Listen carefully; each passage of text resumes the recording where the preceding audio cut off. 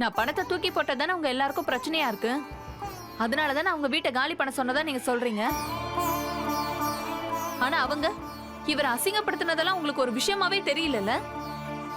பணம் இல்லைன்னா சுயமரியாதையும் இருக்கக்கூடாது. தம்பி, ஏற்கனவே என் மண்டையில 1008 விஷயம் ஓடிக்கிட்டு இருக்கு. இவளை கொஞ்சம் சும்மா இருக்க சொல்லுங்க. மா, சண்டையே வேண்டாம் தான்மா நானும் சொல்றேன். நம்மளாம் இங்க இருந்து போயிட்டாலே பாதி பிரச்சனை சரியாயிடும். நான் எங்கேயும் வரல. இல்ல, எனக்கு புரியலமா. அப்ப எங்க எல்லாரையும் போக சொல்றியா? கங்கா, இரு. பசுபதி நேத்து வீட்டுக்கு வந்து என்கிட்டயே சொல்லிட்டு போறான், என் மகளை வாழ விட மாட்டேன்னு.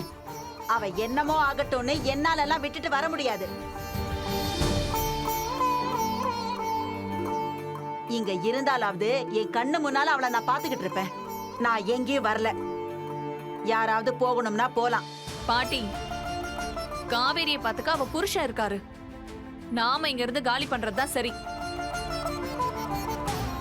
உங்க அம்மாவுக்கு உங்களை பத்தியும் என்ன பத்தியும் எந்த கவலையுமே இல்ல.